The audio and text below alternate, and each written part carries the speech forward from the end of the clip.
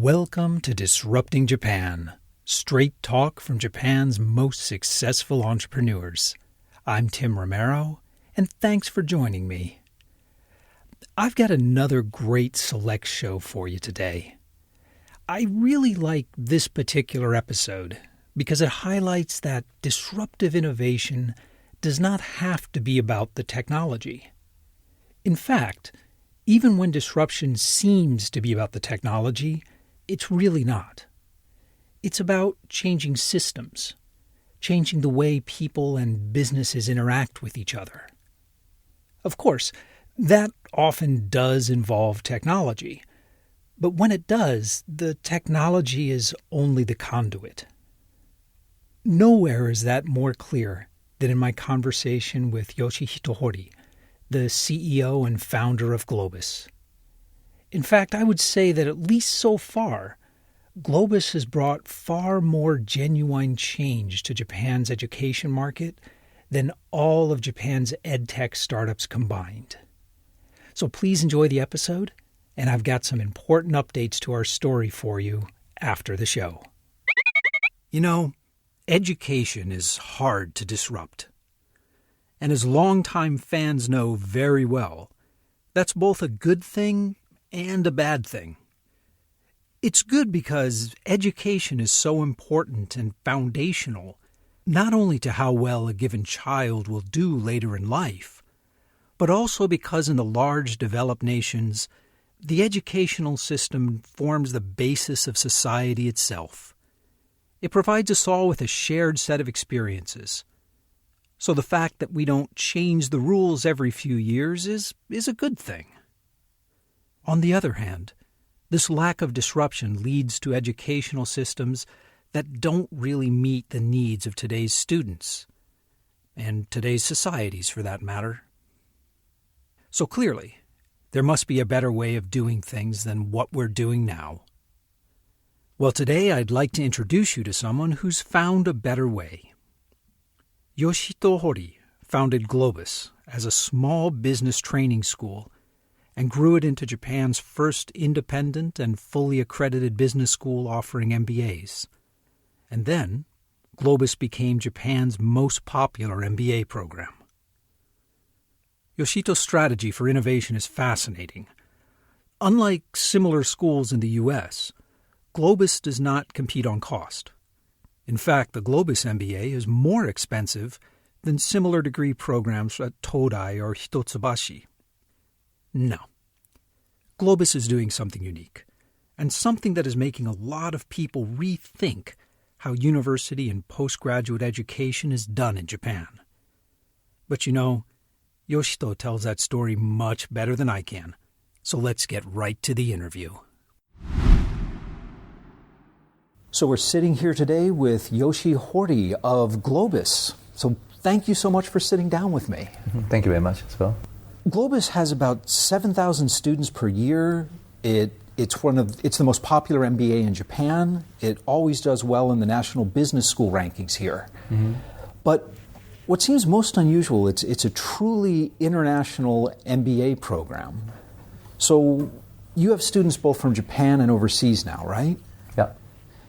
What sort of ratio? Well, we have English MBA program and Japanese MBA program. Japanese MBA program is a part-time program. English MBA program, we have part-time, full-time, and online. We have roughly about over 100 English MBA program students, and we have about 800 Japanese MBA program. Well, that's interesting. So you have more Japanese students, but it sounds like there's a lot more flexibility in the English language courses. That's right, yeah.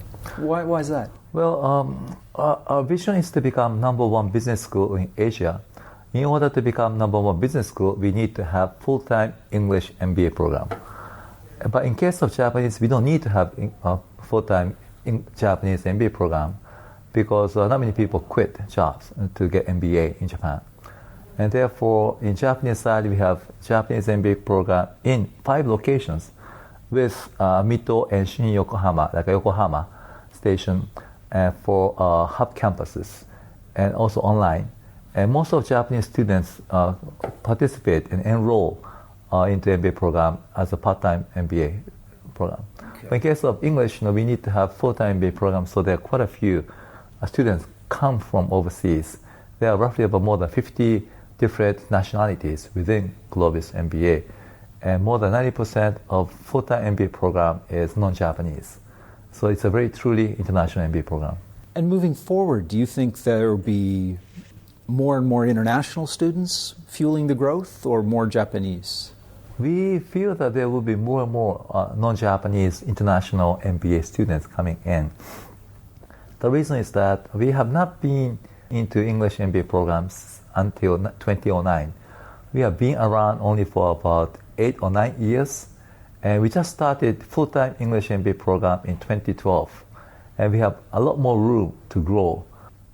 MBA programs in the US tend to be quite expensive, and Globis is about 4 million yen per year.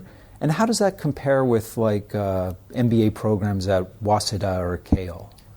Well, Waseda and Keio are almost about the same. Okay. But difficulties in Japan is that we have national universities like Hitotsubashi and Tokyo University, which is roughly about 1/4 of tuition compared to Globis. And they are highly reputed as well. So therefore, it's difficult for us to raise our tuition simply because we are dragged down by those national good universities in Japan as for tuition. And are there tuitions so low just because of the government subsidies towards those universities? Yes, 70% of those revenue for those national universities are taxpayers' money. So it's highly subsidized, or it's mostly run by the taxpayers' money. Okay. Well, it does make it difficult to compete. Well, we cannot raise our tuition higher, and we have to appeal to our potential students that our quality of education is 3 times or 4 times better than those who are run by taxpayers' money. Before we get too deep into the program and the school in Japan, so you got a traditional MBA and you became an entrepreneur. So what percentage of your MBA students go on to become entrepreneurs, and what percentage would you say take the more traditional career path? I would say roughly about 10% becoming entrepreneur, and 20% more are joining entrepreneur companies. Okay. And then roughly about 20% will be changing jobs to, let's say, like consulting or other foreign affiliate companies. I think roughly about half remain in their companies. And are those numbers pretty similar for both the Japanese students and the non-Japanese students? In case of non-Japanese students, it's difficult to compare because quite a few of them come from overseas to study here in Japan. And most of Japanese students, are living here in Japan, and therefore it's difficult to compare. But in case of non-Japanese students who come to Japan, some start their own companies here, and some change their jobs, and some go back to their home countries. So that 30% of Japanese Globis MBAs are either starting a new company or joining a startup company. Yeah. Oh, that's fantastic. That's really high. It's quite high. Excellent. Well, listen, before we talk more about Globis, let's take a step back and talk about you. Okay. So you went to Harvard Business School. This was back in 1992 when you were graduating, and this was before the last internet bubble. What made you decide to start a new company rather than just, join a consulting firm or go into a very high-paying job at a Japanese firm? I was sponsored by Sumitomo Corporation to get my MBA, and I feel thankful for my sponsor company, Sumitomo, that I had never thought about changing my jobs. And I was planning to come back, and I did come back to Sumitomo. But I really wanted to start up my own companies, and I wanted to become an entrepreneur. So I came up with 30 or 40 business ideas, and I shortlisted into 2, and I raised 2 business plans within Sumitomo Corporation for the new businesses to be done and executed by Sumitomo Corporation. But those 2 business plans were rejected by Sumitomo, and therefore I had to do either of them by myself, and I chose to do Globis idea. and I raised capital from my friends, a small capital, only about $8,000, and I started Globis from scratch. But what changed your mind? There must have been some point. So you were on a great career track at Sumitomo, where they'd sent you to get your MBA. Was starting your own company something you always wanted to do since you were a boy, or? I never thought about becoming an entrepreneur in my life until I went to Harvard. My father was a nuclear scientist, and my grandpa was either politician, and the other one was also an engineer scientist. So I always thought about becoming a scientist or a politician. But I decided to become more like a business person, so I joined Sumitomo Corporation. But when I got into MBA, I was quite shocked about the spirit within MBA, that quite a few colleagues of mine wanted to become entrepreneurs. And I started to think about what is entrepreneurship and how you can start a company, how you can make it grow. So I majored entrepreneurship in my second year.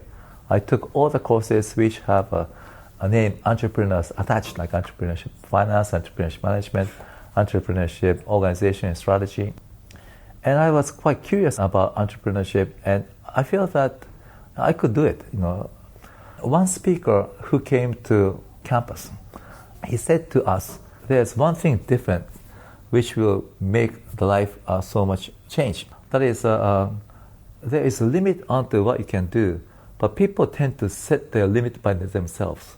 Let's say well, this is how much I can do, and I can do more. And people tend to set the limit by him or herself. So important thing is to destroy the limit. There is no limit in your potential. So people are just setting their own expectations way too low. Expectation, and also they limit their own possibilities. From that moment, I decided to change my mindset that everything should be possible. But even then, I mean, back in 1992, Japan had a very, very different opinion of startups and new companies than they do now. So even if you had a vision to create a new kind of university in Japan, you can't just go out and do it. So, I mean, how big were your first classes? How did you get that first group of people together?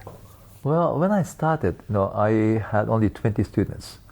That time, I used my apartment as office, and also I used rented classroom for 3 hours for $200. And that time there was no internet. So I sent out direct mails to my friends. And then we had 20 students who are taking one simple course of marketing. I was only by myself. And people thought that I was crazy because I went to Kyoto University, I got into Sumitomo Corporation, I got MBA from Harvard. And why do you starting out by yourself just giving out, your papers and some leaflets to people. But I said to all my friends that I have a dream. I think I can do it. I believe in my potential. And back in 2006, the school became an official Globis University. And what's the important difference between being a school and being a university in Japan? Being a school was from 1992 to 2006. And we could not issue any credits. We could not issue any degrees, and so we could not issue MBA. After 2006, we got license to issue MBA from the government of Japan. So we can say that we are Globis University, and we can give out MBA. It's a big difference, that has impact onto our students. Now, is Globis the first accredited university specifically for MBAs? We are one of the few in Japan which had been started out as MBA specific. There were a few others, but we were one of the few. And we were the only business school who has been started out like an entrepreneur. There are some, tycoon who started out like International University of Japan, or Kenichiro Mae-san started out some business school. But in case of Globis, we are greenfield startup from scratch, from apartment as an office and rented classroom. And right now we are number one in Japan. And that had to be viewed as extremely disruptive by the existing universities, the existing educational system. So how did the leading MBA schools at the time, Keio and Waseda, how did they react to Globus MBA? Well, my sense is that Keio and Waseda didn't think of us as a major competitor from the beginning. We were just a startup and a business school.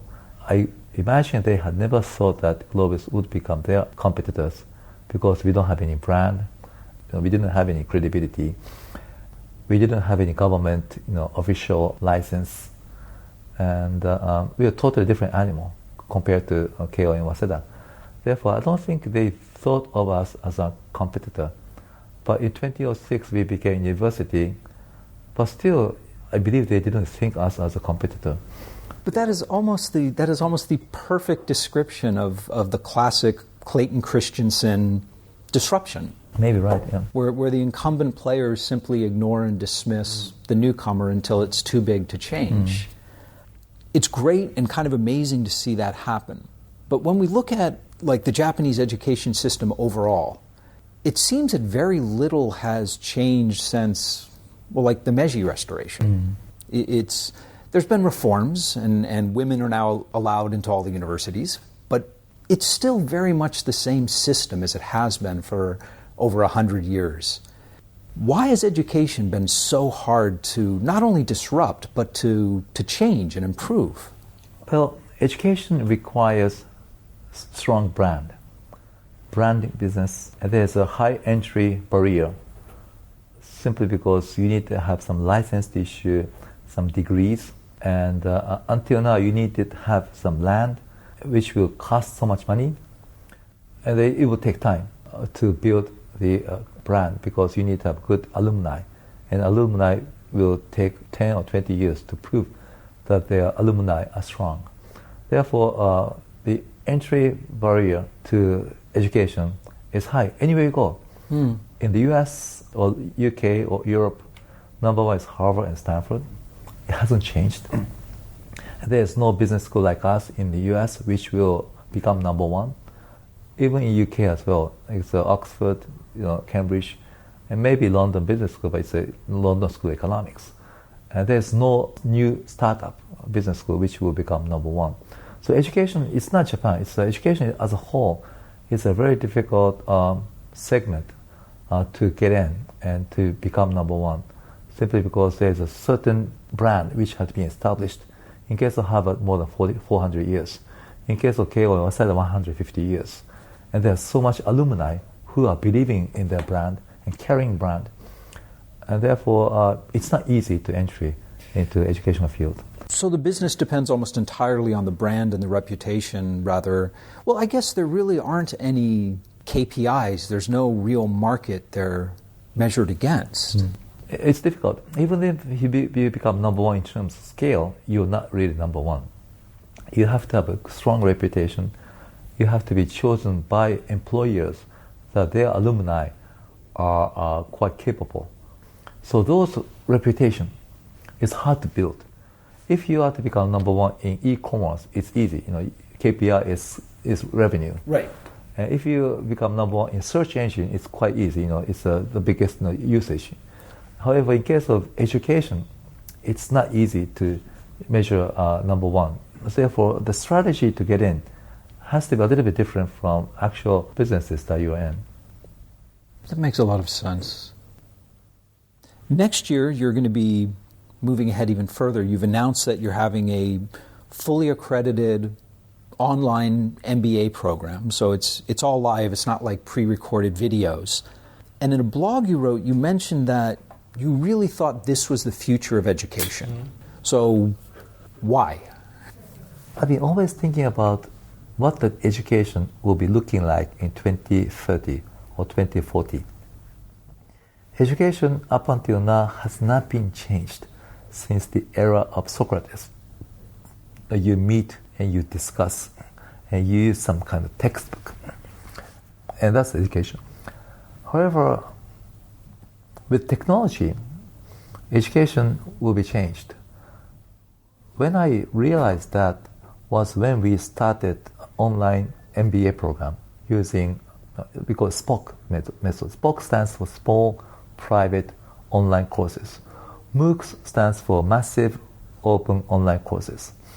MOOCs was just the library of video data. SPOCs is interactive, real-time discussion based with only about 30 or 40 students. Okay. So which is just like a case method discussion. And we do a classroom with 30 or 40 students in a classroom.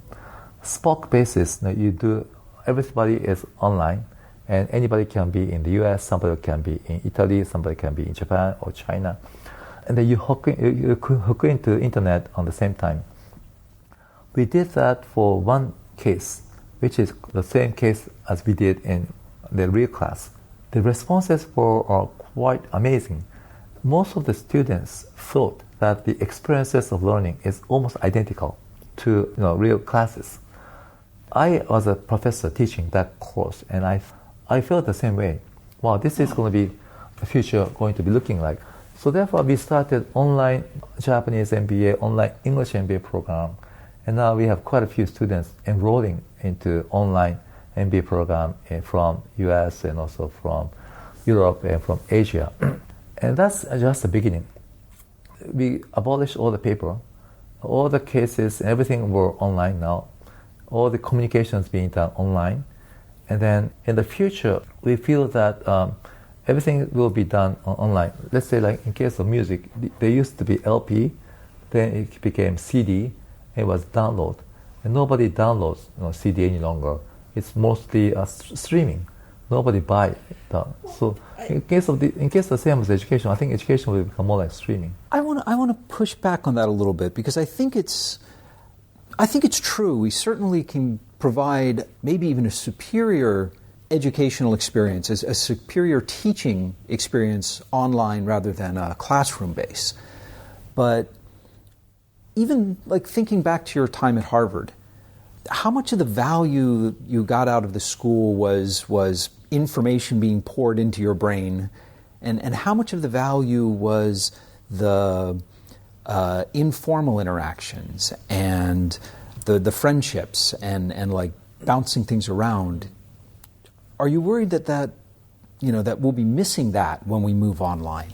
Well, it's more like education is going to be disconstructed. Some part of education can be done online. Some part of it will not be done online. That's like going out for drinks cannot be done online. Some kind of like chatting in the classroom cannot be done online. However, more and more things are being done online. Let's say after the class of online courses, it's amazing that people go out for drinking in front of the display. They say cheers. Really? They do chat. They do chat after the class. Well, this class was doing this, and what do you think? And there was actual drinking going on online. Actual chatting is going on online. And then sometimes they get together offline, and then their friendship become much deeper because they've been knowing each other for a long time online. And once they become offline, they meet each other, the friendship becomes better. There are quite a few people are getting married, meeting up with online. The experiences of online are becoming more and more taking over the experiences of real classes. That's true. It might be a generational thing as well. So younger people are more used to interacting and more comfortable interacting meaningfully online. But I can't help but wonder that if Sumitomo had sent you to an online MBA, if you would not have chatted as much and drank as much and talked as much with your fellow students and decided to become an entrepreneur. Well, it's difficult to say. It's difficult to say that, more and more online students will be getting more experiences as well. If I were taking online, being sponsored by Sumitomo, I must have different experiences. And that experiences will not be judged worse or better. It's totally different experiences. And new experiences will emerge out of the online education, which could not be experienced in real classes.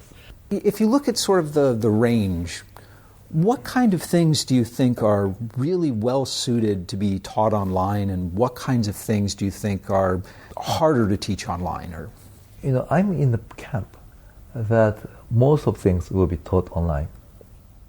almost all the classes that we provide in real classes of English and Japanese MBA are being taught online. And we always judge by the feedback from students as to whether it was right or not, 1 to 5 scale. So far, we didn't find any issues teaching online. And what is going on now? We are investing more onto AI as well. We call it Globis AI Learning. We call it GALE.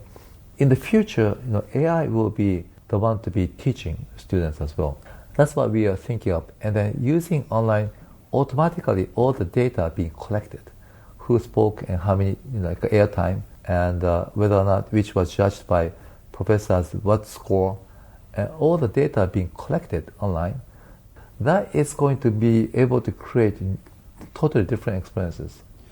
I was about to say that things like chemistry lab or physics lab would have to be done in person, but technically you could use VR to simulate certainly undergraduate physics and chemistry labs.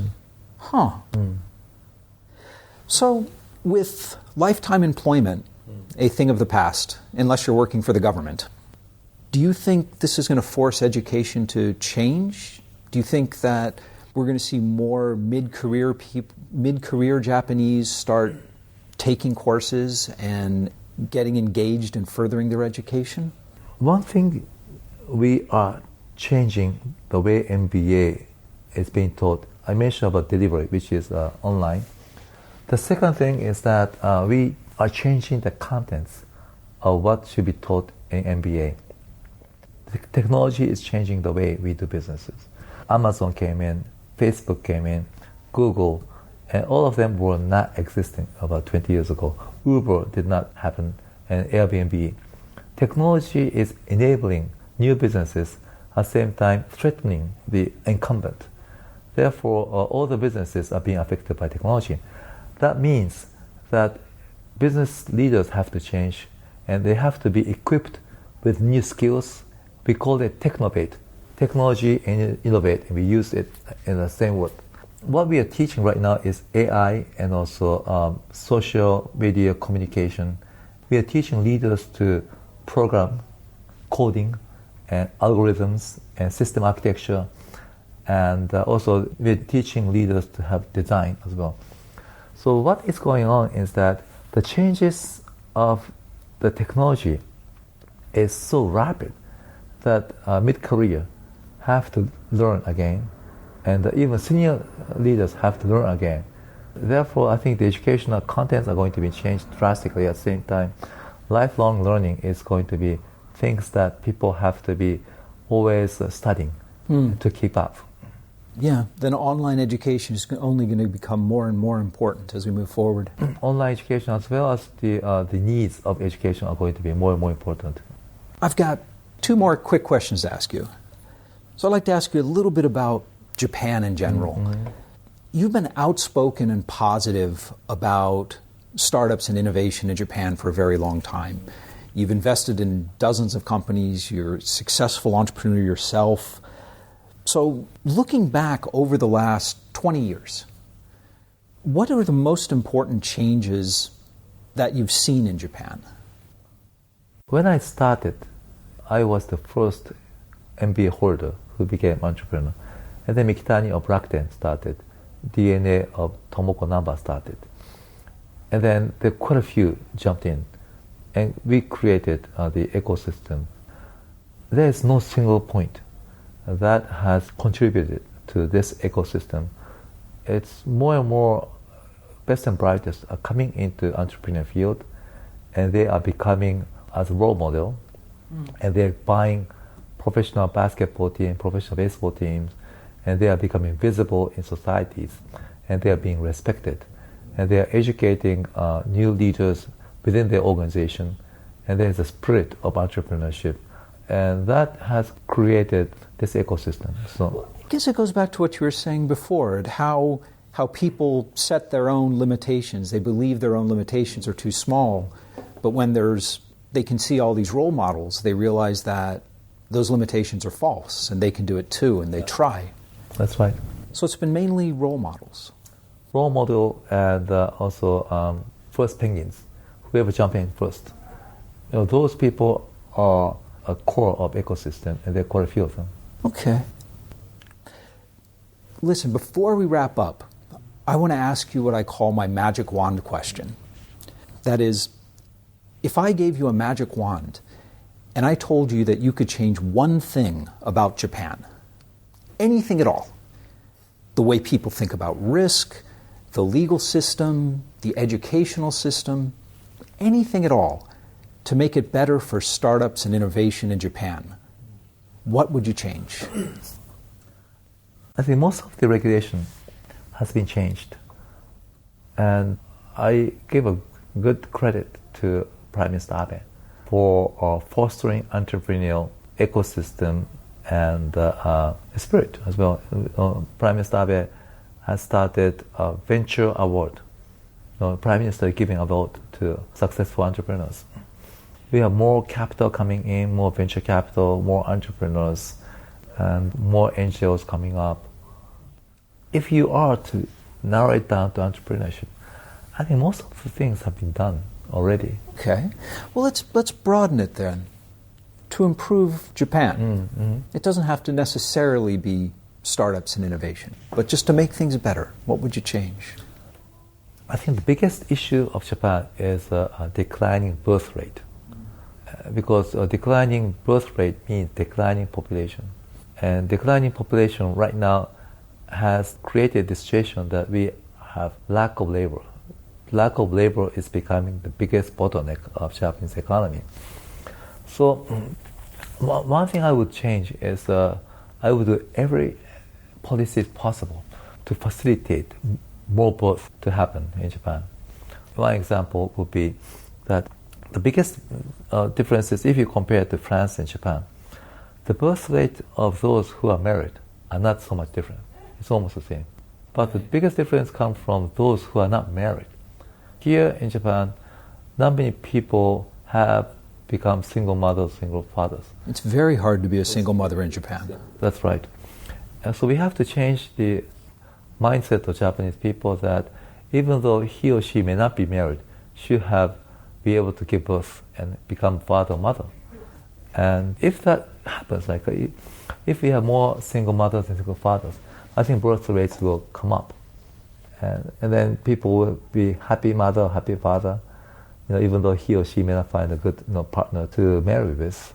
And that kind of diverse lifestyle, I think, is going to be important. Yeah, that's a part of a trend that being accepting of more diverse lifestyles is good in so many ways. But I hadn't really thought of that, but that's a really important one. Mm. Just having society as a whole accept the fact that it's okay for someone to be a single mother or a single father. I think it's good. If that will be able to make the society to be more wealthy in psychological way. Do you see that changing? I think it's changing. Yeah, I think so as well. Thinking back of over the last 15 years or so, I think it's starting to change. There's further to go. They're like a famous ice skating athlete who gave birth being a single mother. And that kind of, more and more news is coming up, will change. Role models. Role models. It's all about role models. Yeah, so much important. And we have to pay respect.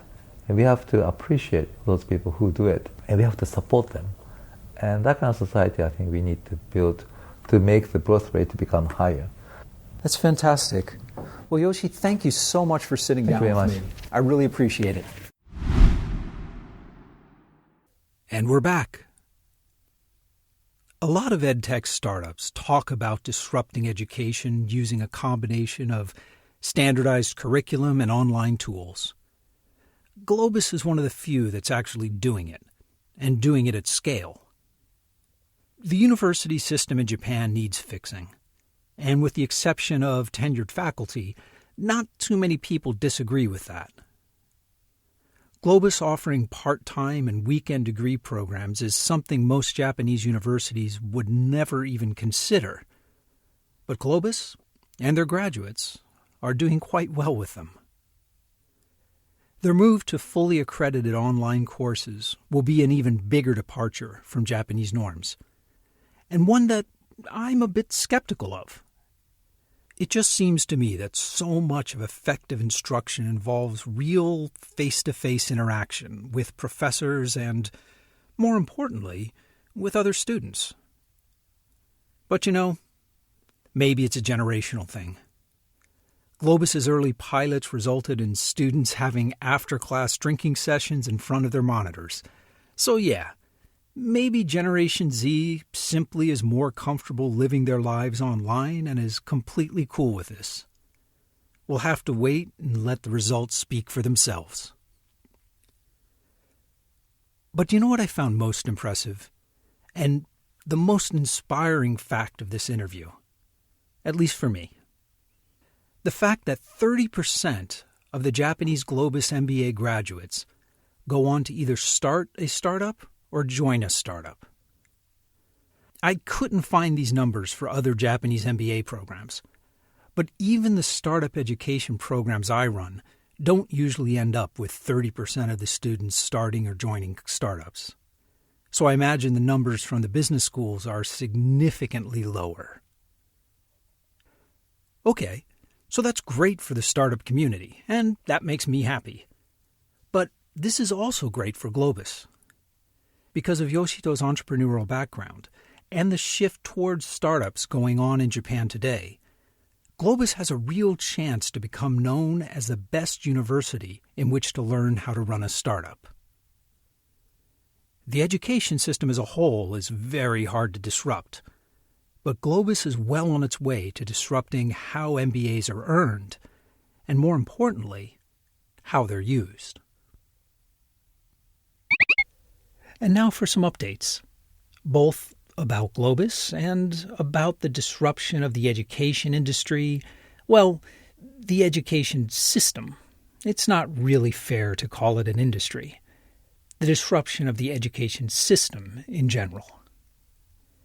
Now, Globus Capital continues to be a major force in Japanese venture capital, and their annual G1 Global Conference has grown into one of the most important innovation events in Japan. However, it's the core of Globus, the MBA program, that I still find the most interesting. In many ways, things have developed very much according to the plans that Yoshi laid out when we first talked. Globus has opened campuses in Osaka and Singapore, and enrollment continues to increase in both their English and Japanese language programs, while enrollment in many traditional MBA programs is declining. The Globus approach clearly works. Now, most of the appeal of a degree from a famous university is, well, the fame of that university. I don't think anyone's ever tried to rank schools by testing graduates from different universities to see what they've actually learned. And particularly in the U.S., with the cost of college going higher and higher, something about the system has got to change. And while Yoshi and I talked a lot about how Globus is using technology, the problems facing education today are not technological problems. They're not problems that can be solved by technology. I mean, putting textbooks on iPads and selling public schools AI-enhanced learning platforms is fine. Incremental gains are good. But that will never fundamentally change the system. For fundamental change to happen, we need independent actors like Globus, and a lot more of them. So is Globus the model for the future? I mean, they're already Japan's largest MBA program, so maybe they're the model for the present. But no. They're only an important start. I think a lot more of this kind of independent innovation is the only way we'll start to see meaningful change. If you want to talk about innovation and education in Japan, Yoshi and I would love to hear from you. So come by disruptingjapan.com and let's talk. If you get the chance, check us out on LinkedIn and Facebook. But, even better, if you like the show, tell people about it. Disrupting Japan has grown not by social media marketing or advertising, but because listeners like you enjoy it and you tell your friends about it. But most of all, thanks for listening. And thank you for letting people interested in Japanese startups and innovation know about the show. I'm Tim Romero, and thanks for listening to Disrupting Japan.